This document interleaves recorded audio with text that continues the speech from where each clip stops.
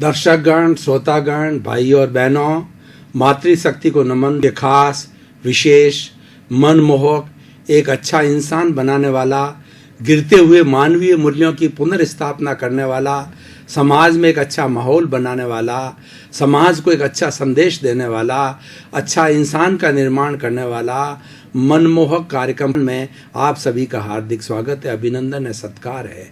पुनर्जागरण, अवनति से उन्नति की ओर जाना।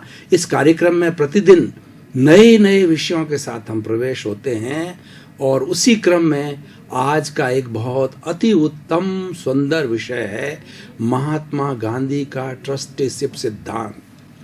भाई और बहनों, दर्शकगण, श्रोतागण, पूरा विश्व महात्मा गांधी के नाम से परिचित है। महात्मा गांधी का जन्म 2 अक्टूबर 1869 में पोरबंदर, काठियावाड़ के पोरबंदर ग्राम में हुआ था और उनके माता का नाम करमचंद गांधी था और माता का नाम पुतलीबाई था और पिता का नाम करमचंद गांधी था। इसीलिए इनको मोहनदास करमचंद गांधी कहा जाता है। मोहनदास इनके बचपन का नाम था और ये बचपन से बहुत मेधावी और होनहार, सत्यवादी और कुछ कर गुजरने वाले इंसान थे। कहा जाता है कि होनहार बिरवान केर होत चीकने पात। इनकी जो अच्छाइयाँ हैं, इनके जो गुण हैं, बचपन के अंदर ही अवगत होने लग गए थे और उसके बाद में इन्होंने इंग्लैंड में जाकर के बैरिस्ट्री पास की। उस समय में विदेश के अंदर लोगों को नहीं भेजा जाता था, लेकिन इनको वहाँ पर कुछ शर्तों के साथ के अंदर विदेश भेजा गया कि उनकी माता पुतलीबाई है, धार्मिक प्रकृति की महिला थी और वह उनके मन में ये मान्य था कि विदेश में जाने वाला व्यक्ति बिगड़ जाता है, वो वहाँ की जो संस्कृति के अंदर रचपच जाता है, इसीलिए वो नहीं भेजना चाहते थे। लेकिन पुतलीबाई का जो है बेचरजी स्वामी, जो एक जैन मुनि थे, उनमें बहुत विश्वास था। तो महात्मा गांधी ने, मोहनदास जी ने बेचरजी स्वामी से निवेदन किया कि मैं विदेश जाकर के बैरिस्ट्री वकालत करना चाहता हूँ। तो उन्होंने पुतलीबाई माता को जो मनाया, बेचर जी पर बहुत विश्वास था उनकी माता का, तो उन्होंने कहा कि 3 शर्तों के साथ में हम इनको इंग्लैंड भेजते हैं। पहली शर्त तो ये है कि ये मांस मिट्टी नहीं खाएगा, दूसरी शर्त ये है कि ये शराब नहीं पिएगा और तीसरी शर्त है कि ये वहाँ की महिला का जो है किसी तरह का महिला के रूप में वो जो है वो योग नहीं करेगा। तो इस तरीके की ये 3 शर्त के साथ में जो उनको वहाँ पर विदेश भेजा गया, वो बैरिस्टर बन कर के आए और फिर उसके बाद के अंदर इन्होंने साउथ अफ्रीका में जा कर के और आगे कार्य करना प्रारंभ किया। साउथ अफ्रीका के अंदर इनकी बहुत इंसल्ट की गई, काले घोरे का भेद बताया गया और इस इंसल्ट से ये अभिभूत होकर के उन्होंने मन के अंदर ये बात बैठ गई कि हमें आज़ाद होना है, हमें गुलाम की तरह नहीं रहता है। साउथ अफ्रीका के अंदर इनको बहुत बड़ा लेसन मिला कि इनको वहाँ पर रेलवे स्टेशन के ऊपर जो नीचे उतार दिया गया, इनके जो लगेज को पटक दिया गया, इस तरीके से हुआ। तो इन्होंने, महात्मा गांधी ने देश को अहिंसा के आधार पर आज़ाद कराया। इन्होंने सत्याग्रह, अंत्योदय, सर्वोदय और उसके साथ के अंदर ट्रस्टीशिप का सिद्धांत दिया। अब आज का अपना विषय है कि महात्मा गांधी का ट्रस्टीशिप का सिद्धांत है। इस पर हम गहराई के अंदर जाकर के विवेचन करेंगे। ट्रस्टीशिप का अर्थ ये होता है कि हम सभी का, जैसे देश हमारा है तो ये हम इसके सब ट्रस्टी है इसके और हम सब इसके मालिक हैं। सहकारिता आती है, सामूहिकता आती है, किसी एक व्यक्ति का उस पर आधिपत्य नहीं आता है। यानी जो समाजवाद है उसकी रियल के अंदर ट्रस्टीशिप से प्रारंभ होता है। कैपिटलिज्म के अंदर व्यक्ति स्वयं मालिक बन जाता है, अरबों खरबों का मालिक बन जाता है, बड़ी फैक्ट्रियों का मालिक बनता है, भूमि का मालिक बनता है, आधिपत्य करता है।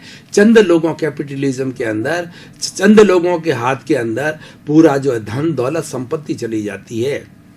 लेकिन ट्रस्टीशिप की माध्यम के अंदर ये कई लोगों के अंदर बढ़ जाती है। उदाहरण के तौर पर एक मान लीजिए बड़ी फैक्ट्री है, इसके अंदर 1000 मजदूर काम करते हैं और वहाँ पर ट्रस्टीशिप का सिद्धांत लागू किया जाता है। इसका अर्थ ये है कि उस फैक्ट्री के अंदर नफ़ा नुकसान के अंदर वो सारे 1000 श्रमिक भी शामिल है। खाली मैनेजमेंट के लोग जो उसको चलाते हैं वही उसके मालिक नहीं है, बल्कि मालिक जो जितने भी उसके अंदर काम करने वाले वर्कर्स है, कर्मचारी है, जो भी स्टाफ है, वो सारा जो है उसका मालिक होता है और उसकी जितनी भी जो इनकम होती है वो उतने भागों के अंदर बढ़ जाती है। ये सहकारिता का सिद्धांत कहलाता है।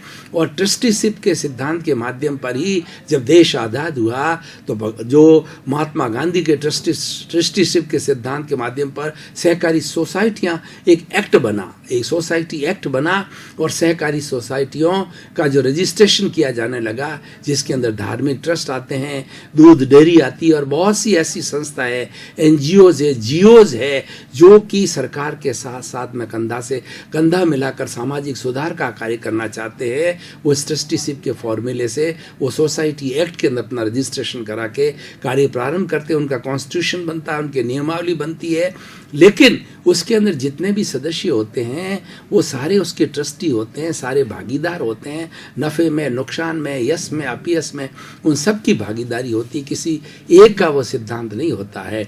ये ट्रस्टीशिप का सिद्धांत जो है बहुत ही सुंदर सिद्धांत है और इस सिद्धांत के माध्यम से हमारे भारतवर्ष के अंदर बहुत विकास हुआ है और हमारी देश की जो आज़ादी का सही रूप था वो ट्रस्टीशिप के सिद्धांत के अंदर जो शुमार है।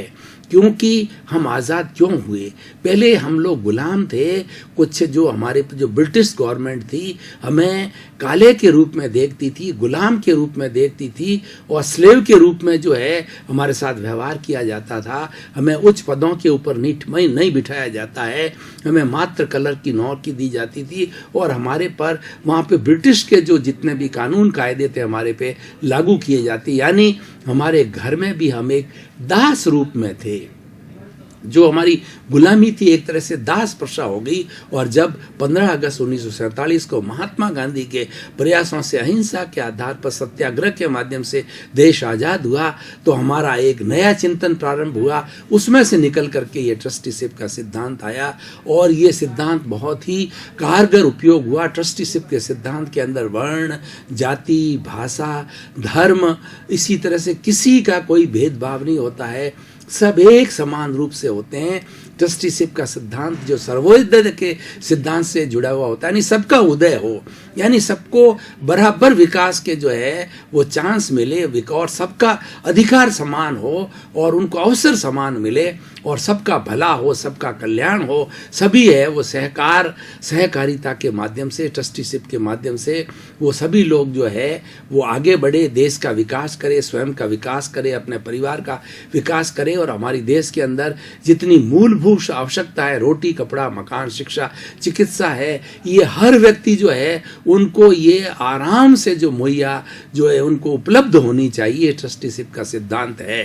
अगर कैपिटलिज्म की बात करें, हम समाजवाद की बात करें तो उसके अंदर कैपिटलिज्म के अंदर जो है वो संपत्ति कुछ ही लोगों के हाथ में रहती है और ट्रस्टीशिप के सिद्धांत के अंदर ये लोगों के अंदर बढ़ जाती है और इसके होने से बहुत बड़े फायदे होते हैं। अब भाई और बहनों, दर्शकगण, श्रोतागण, हम इस ट्रस्टीशिप के सिद्धांत को जो है आज के सिनेरियो में, आज के परिप्रेक्ष्य में देखें तो उससे हमें क्या लाभ है और ये ट्रस्टीशिप का सिद्धांत आज भी कैसे प्रासंगिक है, कैसे रिलेवेंस इसकी है और इसका कैसे हम उपयोग कर सकते हैं। देखिए, एक उदाहरण के तौर पर मैं आपको बताना चाहता हूँ कि अगर आपका मकान है, आप उसके मालिक हो, लेकिन आप उसके मालिक हो, रजिस्ट्री आपके नाम है और आपकी संपत्ति है, कोई लेने वाला नहीं है, कोई उसमें से कोई भी वो ले जाने वाला नहीं है। लेकिन प्रश्न ये है कि अगर आपके भीतर ये भावना रहे कि मैं इस मकान का, इस संपत्ति का ट्रस्टी हूँ,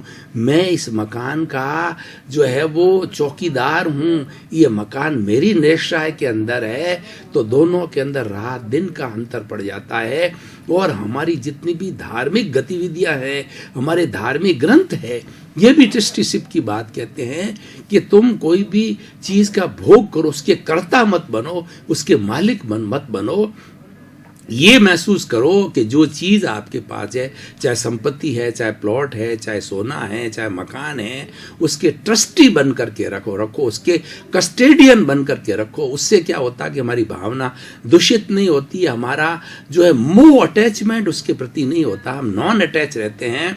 हालांकि हम उस चीज़ का भोग करते हैं क्योंकि हम गृहस्थी है, हमारे को ये सब जो है वो आवश्यकताएं होती है चीज़ों की, लेकिन ट्रस्टीशिप के सिद्धांत से अपने आप को उसका ट्रस्टी मानने से उसके प्रति हमारी मोह की भावना नहीं होती, और मोह की भावना नहीं होने से कर्मों का बंधन नहीं होता है, आत्मा भारी नहीं होती है, और अटैचमेंट कम होने के कारण जो हम किसी के साथ में अन्याय नहीं करेंगे, और उस प्रॉपर्टी का जो भोग करने वाले जितने भी हैं वो भी आनंद से उसका भोग करेंगे। और हमने अटैचमेंट की बात कर ली, उसको केवल मैं और मेरा माना, तो उस मकान में हमको अहंकार आएगा, उस मकान के अंदर हम रहने के लिए और लोगों को अलाउ नहीं करेंगे, या उसके अंदर थोड़ा बहुत भी खराबी होती है तो मेरापन आ जाने के कारण आपके मन के अंदर ये आएगा कि ये इसका भोग क्यों कर रहा है, इसको खराब की मकान को खराब क्यों कर रहा है, या कोई संपत्ति का ढंग से उपयोग क्यों नहीं कर रहा है।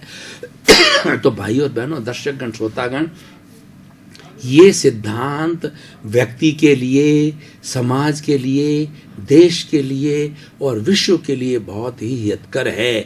अगर 7 अरब की जनसंख्या जो है महात्मा गांधी का ट्रस्टीशिप का सिद्धांत जो है वो स्वीकार कर ले, उसको अंगीकार कर ले, तो आज जो हमारे समाज के अंदर जितनी विषमताएं हैं वो सारी समाप्त हो जाएगी, और ये लोगों के बीच के अंदर लड़ाई झगड़े फिसाद, और उसके बाद के अंदर छोटे बड़े की भावना और गरीब अमीर की खाई है, ये मिट जाएगी। और जितनी हिंसा की बात है, वह हिंसा की बात भी जो है वो लोभ से और मोह से प्रारंभ होती है। जब कोई भी व्यक्ति किसी वस्तु पर अपना आधिपत्य जमाना चाहता है, मोह जमाना चाहता है, तो वो उससे लोभ जुड़ जाता है, और लोभ के साथ के अंदर क्रोध भी आ जाता है, और सबसे बड़ी बात अहंकार आ जाता है। और अहंकार जो है सब गुणों का दुश्मन है, सब गुणों का शत्रु है।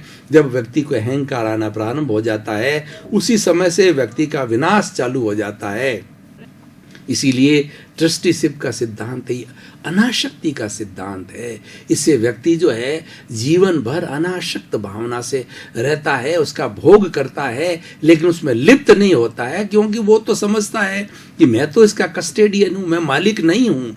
इसी तरीके से व्यक्ति अगर अपने जीवन के अंदर समझे, मान लीजिए कि वो ये पूरा ही अपने आप को जीवन समर्पित कर दे ट्रस्टी के रूप में, तो माने कि सारी सृष्टि का जो नियंता है, जगत नियंता व्यवस्थित शक्ति है, मैं तो मात्र जो एक निमित्त हूं, मैं कोई भी कर्ता नहीं हूं, कर्ता भाव नहीं आता। सबसे बड़ी बात ट्रस्टीशिप के सिद्धांत के अंदर फायदा होता है, इसके अंदर कर्ता भाव नहीं आता है। कर्ता भाव नहीं आने से व्यक्ति जो अहंकार नहीं कर सकता है, और वह व्यक्ति सबको एक प्रेम के नजरिए से देखेगा, और उसमें करुणा, मैत्री, सौहार्द की भावना आ जाएगी। यानी ट्रस्टीशिप के सिद्धांत के साथ के अंदर मानवीय गुण जुड़े हुए हैं। इसलिए अगर मानवीय गुणों की हम जो स्थापना कर जाते हैं, आज हमारे समाज के अंदर सांस्कृतिक है, राजनीतिक है, मानवीय गुण है, ये सारे जो है इन सब का ह्रास हो रहा है, ये सब गिर गए हैं। अगर इनकी हम पुनर्स्थापना करना चाहते हैं और हमारे देश को एक पुनः जो है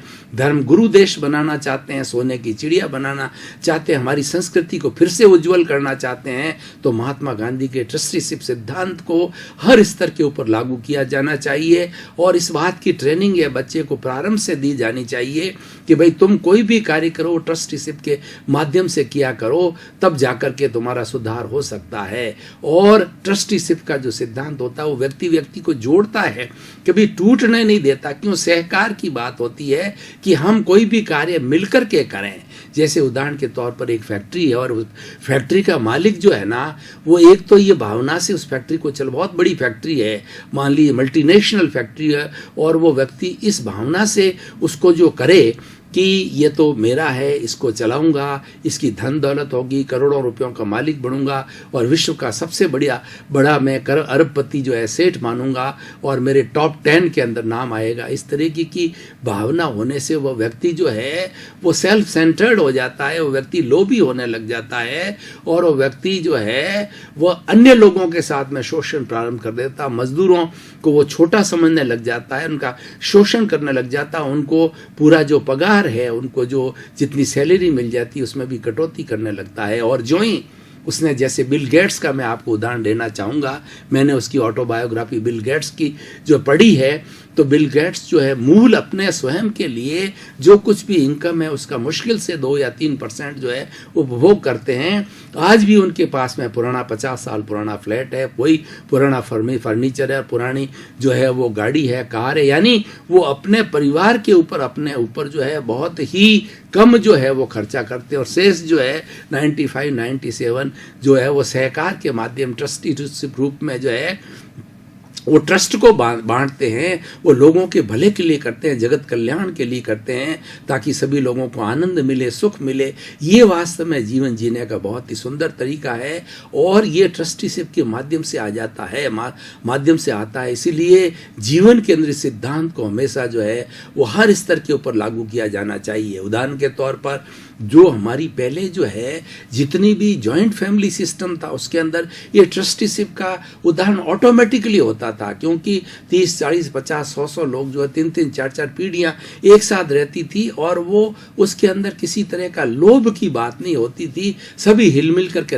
रहते थे और सभी ये जानते थे कि हमको हिलमिल करके कार्य करना था और अपने हिस्से की सब चीज़ ली जाती, चाहे खाने पीने की हो, चाहे कपड़े की हो, चाहे कोई भी काम हो, हिस्सा मान करके लेते हैं। अपना हिस्सा मान करके उसका उपयोग करना जो है वह ट्रस्टीशिप कहलाती है, वह कस्टेडियनशिप कहलाती है। ये इस महात्मा गांधी के सिद्धांत ट्रस्टीशिप का बहुत ही पावरफुल सिद्धांत है और इसी सिद्धांत के ऊपर आज हमारे हजारों लाखों जो है एनजीओ और जीओ काम कर रहे हैं और वो बहुत अच्छा काम कर रहे हैं, क्योंकि ट्रस्टीशिप का माध्यम ये कहता है कि सर्वे भवन्तु सुखिनः, सर्वे भवन्तु निरामया, सबका कल्याण करें और सबके लिए ज़्यादा से ज़्यादा हम अच्छी सुविधाएं उपलब्ध करावें। इसीलिए सब जितने भी सहकारी समितियां होती है उन सब का सिद्धांत ये होता है कि लोगों के भलाई के लिए की जाती है, चाहे शिक्षा की वो कार्य हो, चाहे वो रोजगार का हो, चाहे चिकित्सा का हो, चाहे किसी भी तरह का जो है वो कार्य जो वर्किंग सोसाइटी होती है, चाहे डेयरी की हो, चाहे उत्पादन की हो, चाहे कल्टीवेशन की हो, चाहे किसी भी चीज़, उन सब के पीछे भावना ये होती है कि हम सभी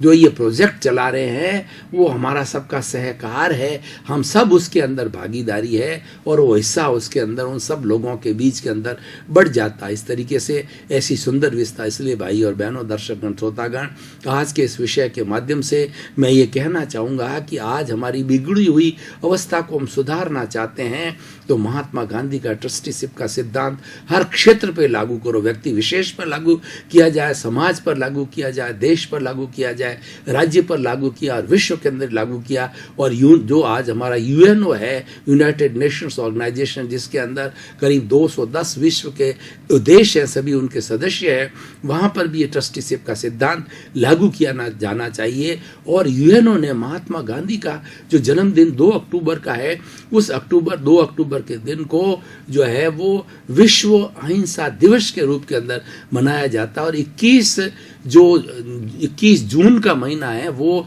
अंतर्राष्ट्रीय योग दिवस के रूप में मनाया जाता है। ये ट्रस्टीशिप के फॉर्मूले के ऊपर आधारित है कि ये ऐसे सार्वभौम सत्य है, ये अच्छे ऐसे सिद्धांत है जो मानव मात्र तक जाना चाहिए, 7 अरब लोगों के बीच में बंटना चाहिए। ये वसुधैव कुटुंबकम का फॉर्मूला है, वो साकार होना चाहिए। और ट्रस्टीशिप का अगर ये सिद्धांत जो है हम लागू करें, जो आज 7 अरब की जनसंख्या जो है पूरे विश्व के अंदर है, तो शांतिपूर्ण से अस्तित्व के साथ के अंदर वो निवास करती है, क्यों 7 अरब की जनसंख्या इस महात्मा गांधी के ट्रस्टीशिप के सिद्धांत के आधार पर ये मानने लगेगी सृष्टि के अंदर जो हम 7 अरब के लोग जो जी रहे हैं, सभी इसके भागीदार हैं, सभी इसके घटक हैं, सभी इसके कंपोनेंट्स हैं और इसके अंदर जितनी भी सुविधाएं हैं वो हमारे 7 अरब की जनसंख्या के लिए हमको सबको मिलकर के इसके जितना हमारे पांति में आती, जितना हमारे हिस्से में आती है, जितनी हमारी आवश्यकता है उतना भोग करना चाहिए।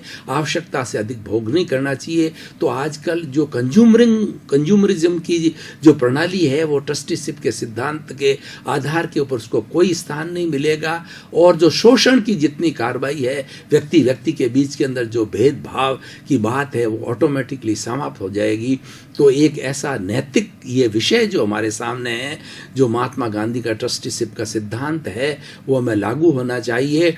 और जितने भी धार्मिक लोग हैं, जितने भी धार्मिक साधु है, सन्यासी है, वो इस ट्रस्टीशिप की बात करते हैं कि तुम सारी इस धरती के ऊपर सर्वे भूमि गोपाल की, यानी इस सृष्टि में जितनी भी जमीन है, वो जमीन किसी कोई उसका मालिक नहीं है, उसका मालिक गोपाल है, उसका मालिक ईश्वर है। और हम उसके जो ईश्वर की संतान हैं, और वो आपस में हिलमिल कर रहें, शांति से रहें, प्रेम से रहें और आनंद के साथ अपना जीवन जिए। यानी कहने का अर्थ ये ट्रस्टीशिप का जो सिद्धांत ये बताता है कि जितनी हमारी आवश्यकता है, रोटी कपड़ा मकान शिक्षा चिकित्सा, ये हमारी मूलभूत आवश्यकता है, उसका तो हमको राइट है। 7 अरब की जनसंख्या को सबको अपना राइट है कि वो आराम से इसका उपभोग करे। लेकिन इससे अधिक अगर वो कोई सोचता है, उसका तो संग्रह वृत्ति आती है, ग्रीड की भावना आती है, नीड से हटकर होती है। तो ट्रस्टीशिप का सिद्धांत है ये ग्रीड की भावना के ऊपर चोट करता है और नीड की जो भावना है उसका प्रोटेक्शन करता है। दर्शकगण, श्रोतागण, भाई और बहनों, आपका बहुत बहुत धन्यवाद। कार्यक्रम को आप प्रतिदिन बड़े आनंद के साथ में, बड़े चाव के साथ के अंदर और बड़ी अच्छी संख्या के इसको देख रहे हैं। कार्यक्रम की तरफ से आपके प्रति बहुत बहुत कृतज्ञता। कार्यक्रम का हमारा उद्देश्य है सर्वे भवन्तु सुखिनः, सर्वे भवन्तु निरामया, जगत कल्याण जो है कार्यक्रम का उद्देश्य है। और इसी कारण नए नए विषय जो है इस क्रम के अंदर आपको परोसे जाते हैं। तो हाँ, उसी क्रम के अंदर आपका जीवन मंगलमय हो, आनंदमय हो, प्रेममय हो, शांतिमय हो, सुखमय हो और खूब आनंद के साथ आप अपना जीवन यापन करें। आपके प्रति मंगल भावना।